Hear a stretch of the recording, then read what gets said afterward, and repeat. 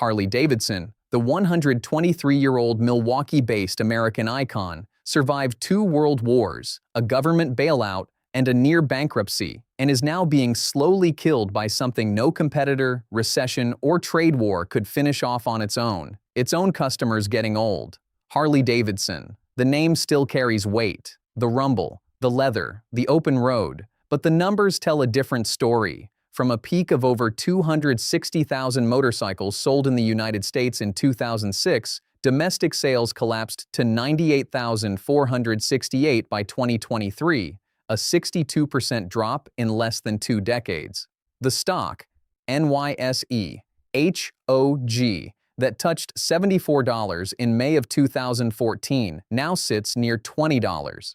Revenue fell from $5.72 billion in 2018 to $4.47 billion in 2025, and the company has burned through 3 CEOs since 2015. Its electric motorcycle brand, launched with projections of selling 101,000 bikes a year, moved 653 motorcycles worldwide across all of 2025. 5 forces are killing Harley Davidson simultaneously, and none of them are easy to fix. Back in 1987, the median age of a Harley buyer was 35. By 2005, that number had climbed to 47, and a 2019 UBS analysis described the average customer as a married man in his early 50s, with household income at or above $90,000. Current estimates place the median buyer age above 52, and when you factor in the 30% of customers who pay cash and never appear in financing records, some analysts believe the real figure skews even higher. What that means for the business is straightforward. The core customer is aging out of motorcycling entirely, and nobody younger is stepping in at the same rate. A 2018 UBS survey of 2,100 adults found that riders between 21 and 34 buy motorcycles for transportation, while older buyers purchase them as a hobby, and that gap matters enormously because Harley sells hobby machines. Their touring lineup, featuring the Road Glide, Street Glide, and Ultra Limited, runs between $20,000 and $45,000, which is not a transportation purchase for a young person carrying student debt and living in a city. Harley's share of riders under 30 sits at just 8%, compared to Honda at 42% and Yamaha at 23%, and by 2025 the company had fallen to 3rd place in overall U.S. motorcycle sales behind Honda and Kawasaki. The Motorcycle Industry Council reports the median U.S. motorcycle owner is now over 50, up from 27 in 1985, and the Conference Board projects a 3.7% decline in motorcycle spending over the next decade from demographics alone, as baby boomers age out and a smaller generation moves in behind them. Harley has known about this problem for decades, and they've tried entry-level models and targeted campaigns aimed at younger riders, but none of it has moved the needle in any lasting way. The brand identity itself is the trap. When your image is built around a specific cultural archetype, the rugged, rebellious American on a loud V-twin, it's genuinely difficult to make that feel authentic to someone who's never seen Easy Rider or experienced the counterculture movement that made Harley synonymous with freedom. Even at events like Sturgis and Daytona Bike Week, the demographic trends are clear. The crowds grow grayer each year. Make sure to subscribe and like the video. It's a simple gesture, but it really helps the channel grow. Thanks, everyone. While Harley's customer base aged, competitors moved in fast. The most direct threat arrived from Indian Motorcycle, reborn under Polaris ownership in 2011 and relaunched for the 2014 model year. Indian went straight for Harley's heartland, cruisers and touring bikes, and by September 2017 had crossed the 10% market share threshold, now selling approximately 30,000 bikes per year at competitive price points with technology Harley riders openly acknowledge is strong. European brands accelerated at the same time. Between 2014 and 2023, Triumph sales rose more than 80%, BMW Motorrad grew more than 69%, and Ducati climbed more than 29%, all offering lighter, more technologically advanced machines that appeal to the younger, more diverse riders Harley can't seem to reach. Meanwhile, Harley's total share of the U.S. motorcycle market eroded from roughly 29% in 2015 to about 20% in 2024, and in the heavyweight segment, the category the company practically invented, share dropped from approximately 50% to about 37%. The one place Harley still dominates is US touring, where it holds 74.5% of the segment, and that moat is real, but it's a moat around a shrinking castle in a neighborhood that gets older every year.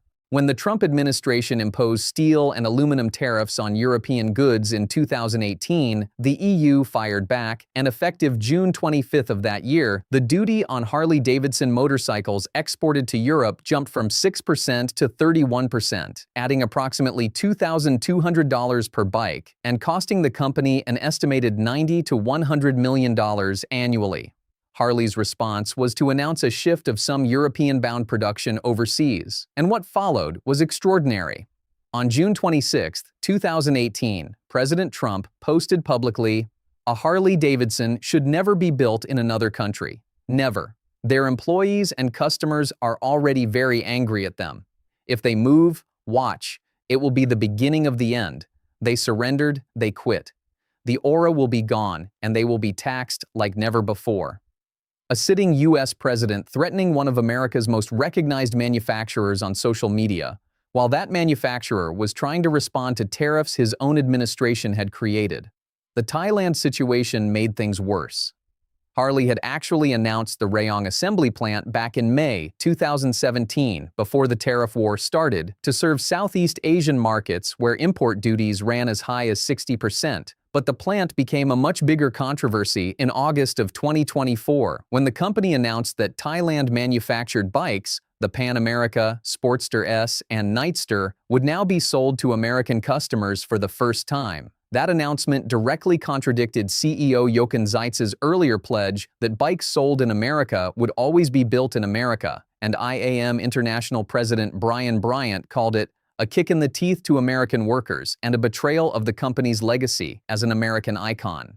November 2024 brought another blow when the European Court of Justice ruled that the Thailand move was intended to circumvent EU tariffs, ordering Belgium to revoke favorable trade classifications for Thai-built machines. And new U.S. tariffs introduced in 2025 are estimated to cost Harley between $130 and $175 million annually, which is why the company withdrew its full-year 2025 financial guidance entirely, unable to tell investors with any confidence what it expects to earn. June 2014 is when Harley first showed the world a concept called Project LiveWire, an electric motorcycle, and 5 years of development followed before the production model arrived in 2019 at $29,799.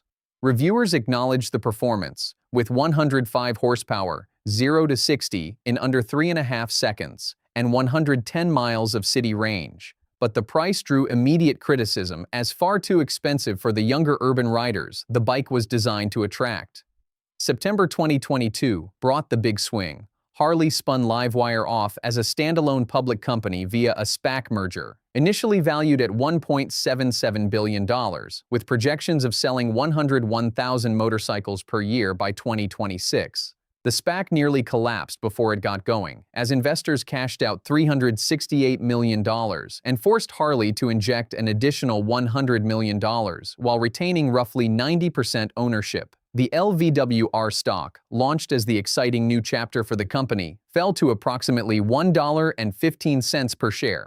And here's where the sales numbers become almost hard to believe. LiveWire sold 660 motorcycles worldwide in 2023, then 612 in 2024, then 653 in 2025, a net gain of 41 bikes over 2 years, against original projections of 101,000 units annually. Cumulative operating losses across the division reached nearly $280 million. CEO Zeitz acknowledged in 2025 that EV adoption had been much slower than originally anticipated, and multiple reports now suggest Harley is weighing whether to shut the entire initiative down. Meanwhile, competitors like Zero Motorcycles have carved out their own niche in the electric segment, making Harley's struggles look even more pronounced. The electric bet was supposed to be the bridge to younger customers. What it became instead was a $280 million demonstration of how difficult it is to reinvent a brand whose identity is built around the sound, the weight, and the culture of a gasoline engine.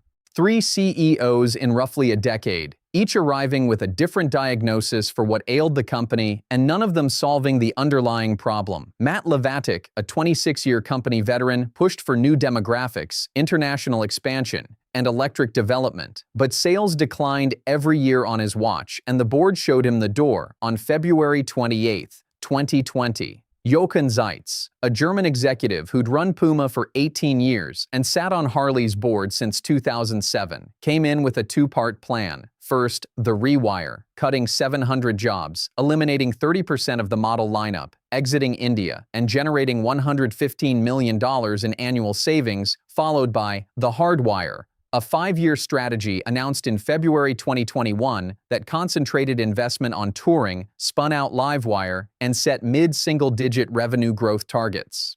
The hardwire delivered $257 million in productivity savings, and Harley's touring dominance stayed intact, but the revenue growth targets never materialized, and revenue fell sharply across both 2024 and 2025. Zeitz also drew persistent criticism from within the dealer network for being disconnected from the riding community. Dealer Jeff Binkert put it plainly to Yahoo Finance in 2025. If you wanted to know the number of Harley dealers who are happy that a new CEO is coming in, the number is all of them.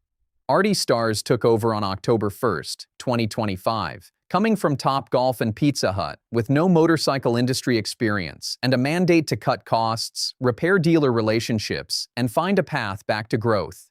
His early moves include selling a minority stake in Harley's financial services arm to private equity firms KKR and PIMCO, generating $1.2 to $1.25 billion for debt reduction and share buybacks, and announcing a planned entry-level cruiser internally called the Sprint, targeted at younger riders and expected in the second half of 2026. The Street 500 and Street 750 tried to reach that same audience and got discontinued. The Bronx Street Fighter was announced and never built. LiveWire tried the electric angle. None of them shifted the demographic needle, and the Sprint enters a graveyard of similar attempts. And then in the summer of 2024, Harley got pulled into the culture war. Conservative activist Robbie Starbuck published a viral exposé alleging the company had embraced diversity programs and LGBTQ+ sponsorships. Elon Musk amplified the posts, and by August 19, 2024, Harley issued a public statement on X declaring it had not operated a DEI function since April 2024, had no hiring quotas, and had eliminated supplier diversity spending goals. Fox Business reported the controversy contributed to the company cutting its 2024 revenue forecast. That episode crystallized what may be Harley's most difficult problem of all. Their aging core base resists cultural change, and the younger, more diverse riders the company needs to survive expect it. Every move in either direction costs them somewhere. 5 forces converging at once: a demographic crisis building for 40 years, a domestic market that keeps shrinking, competitors gaining ground on every side, tariff costs the company can't control or predict, and a brand identity so specific and so culturally loaded that it functions simultaneously as the company's greatest asset and its hardest constraint. Harley Davidson is not finished. The 74.5% share of the U.S. touring segment is real and defended. The brand recognition reaches across 123 years and every continent. Operating cash flow in 2024 exceeded $1 billion, and Artie Starrs is cutting structure, stabilizing the dealer network, and planning new products with an urgency the Zeitz era often lacked. But full-year 2025 revenue of $4.47 billion marks the lowest figure the company has posted since 2009. The stock trades near a decade low. Morningstar downgraded Harley's economic moat from wide to narrow in 2024, and Moody's has warned of a potential junk rating downgrade. The median Harley buyer remains in his early 50s, with no evidence that the generation behind him is waiting in line. The company that once defined what freedom looked like on 2 wheels is now fighting to define what it means at all, to a market that has moved on, aged out, and found other ways to ride. Whether they can pull it off remains genuinely open, but the clock has been running for a long time, and it's running faster now.